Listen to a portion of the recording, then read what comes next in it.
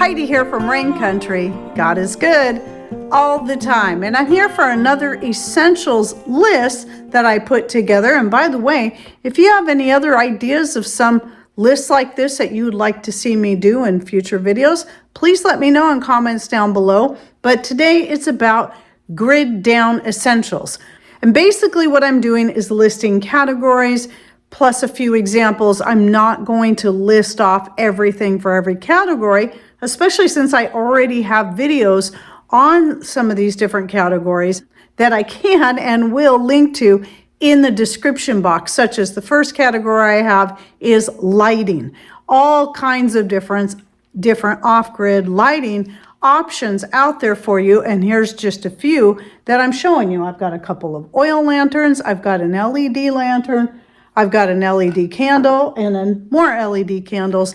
And then there's gas lanterns, solar lights, and so many other options. But it is really important that you have some sort of off-grid lighting handy. The type that you choose to have is going to be entirely up to you and what's going to fit best into your pocketbook and your lifestyle, such as some people may not want an open flame due to children and pets, where LED candles or solar lights may be a better option. Some people like us are not going to want to depend on the kind of solar garden lights that you put out there during the day and expect them to charge and then bring them in and have them last all night.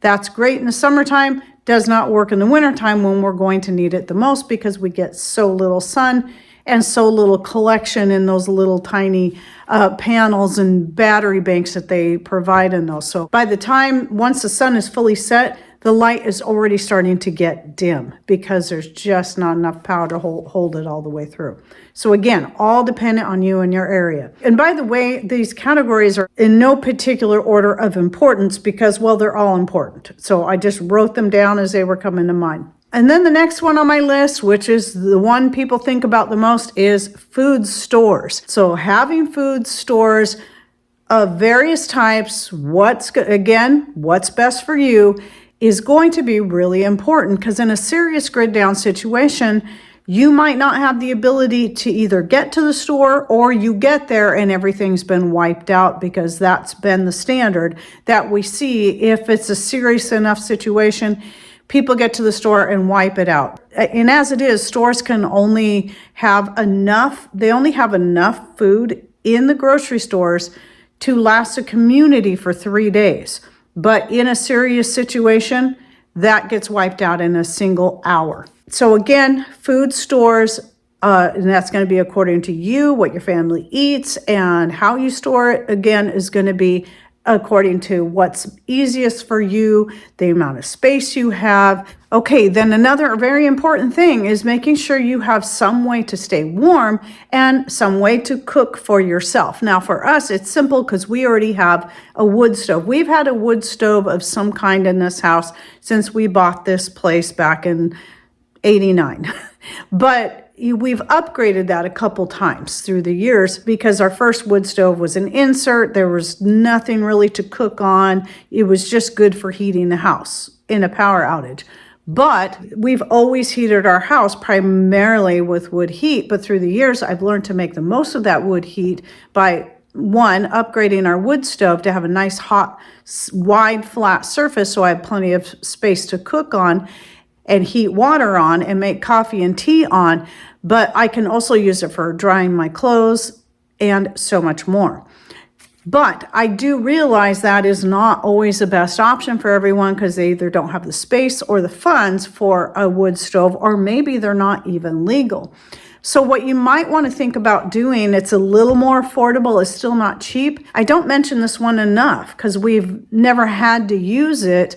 Though Patrick did do a video on it, and that was our Winter Will Camp tent stove.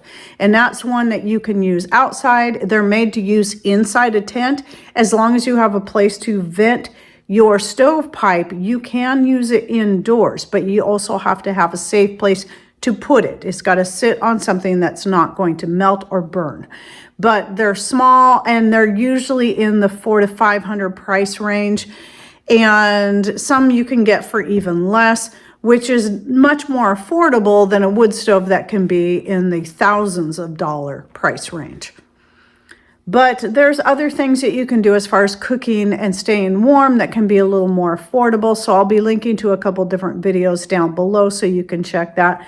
Just start considering our different options. I mean, some options for cooking at least can be as cheap as going to like the time we bought a camp stove, a 2-burner Coleman camp stove for $1, and it still worked perfectly. It was just ugly and old. It looked like it came from the 70s at least, but it still works. And so $1. Most people can afford at least pay $1 if you can get that kind of find. So don't forget to look secondhand for a lot of these different types of items. Okay, and then another very important thing is having clean water.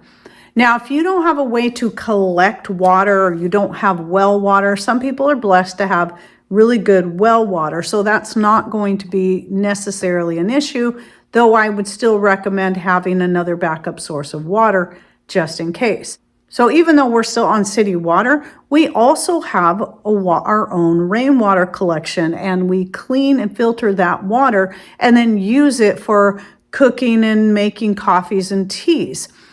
And so we have that to fall back on, and we have a pretty good storage for that rainwater. A lot of the filtered water I store in glass 1-gallon jugs, and I rotate through them almost every day. And I have quite a few. I have enough of, I think I have enough filtered water, rainwater, stored in jugs to last us for about a month. If nothing else, it would definitely get us through a couple of weeks. But also, I mean, if you have no other option, then yes, at least stock up on store-bought bottled waters. That's better than nothing. Or taking your tap water while you've got it and storing it yourself is going to save you a little bit of money, like, putting it in milk jugs or soda bottles or whatever kind of something that you have. Glass is going to be best if you can, as far as longevity and not having the plastics leaching, but water's still water when you need it.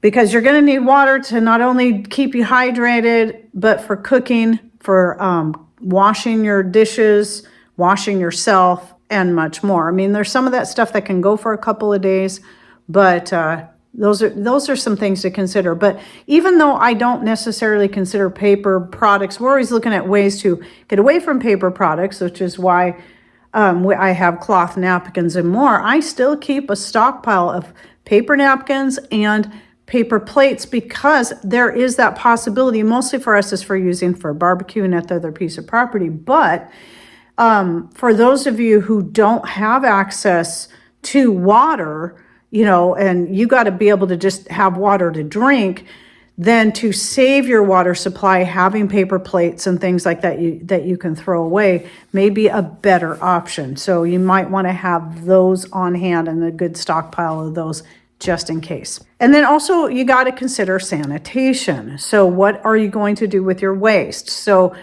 in a major grid down situation, your toilets may not work. If you don't have water coming into the house, but you have a septic tank, but you have plenty of water supply, such as maybe when you knew the disaster was coming, you filled up your tub full of water just to have some water to work off of, you can use that water to flush your toilet with by dumping it into the toilet. But that may only work if you have your own septic tank. If you're relying on the city septic, that could be down too. So you got to also look at other options, and it can be simple as having a garbage bag, especially if you can find those biodegradable ones. We actually keep some out at the property with just a 5-gallon bucket with a toilet seat, and we have a bunch of sawdust or wood shavings handy that we can throw in there.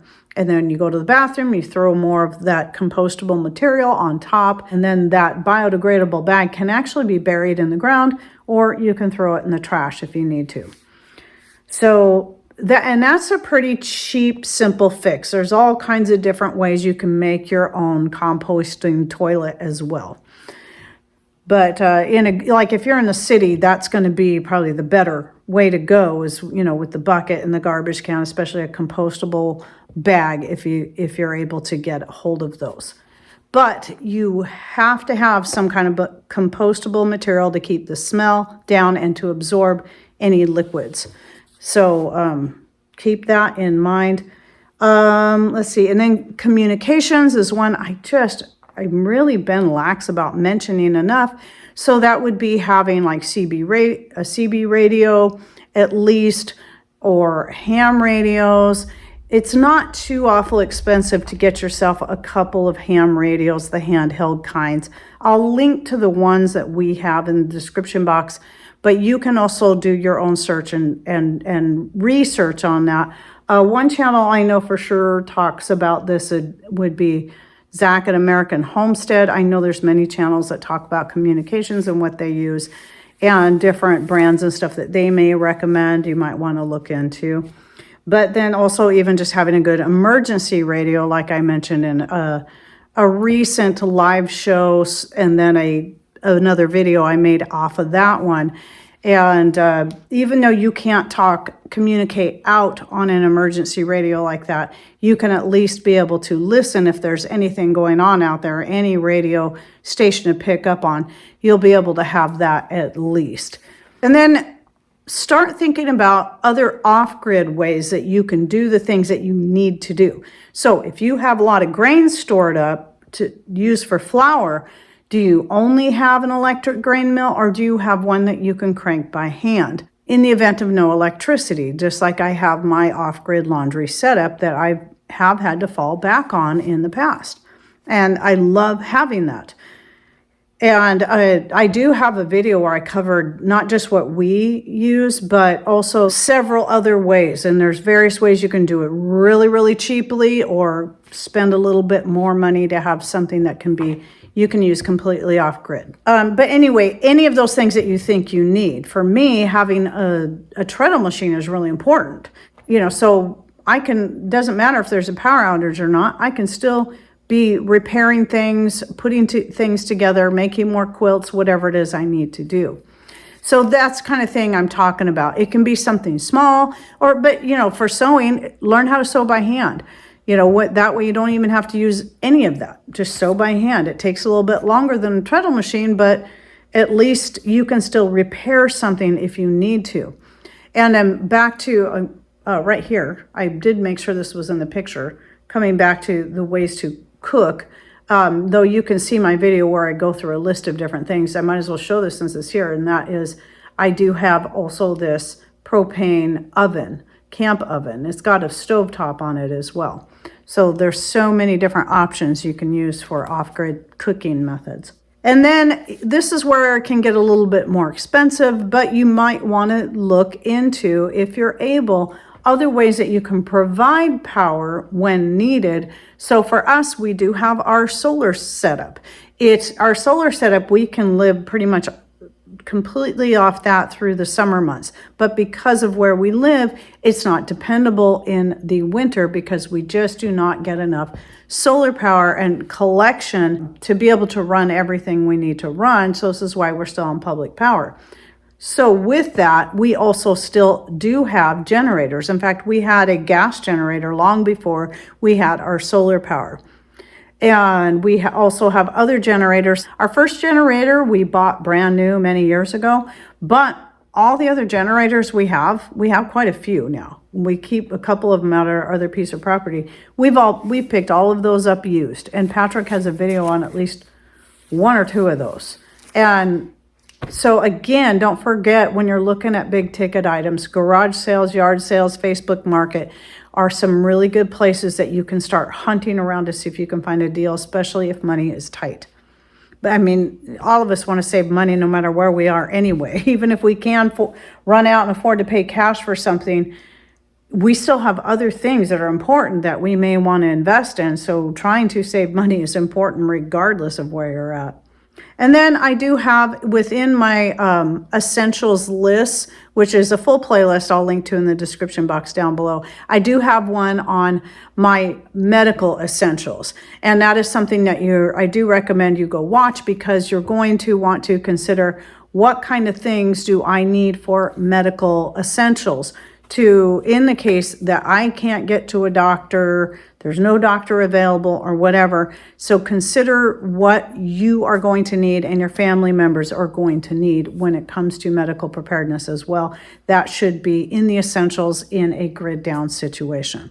So I hope you enjoyed my video. Any thoughts, ideas? And again, this is just a list of the categories. If you want more details, you can check out my other videos I'll be linking to in the description box, at least the ones I can think of offhand. And any thoughts, ideas, or recommendations you would like to share, please put those in comments down below. And thanks for watching. Take care and God bless.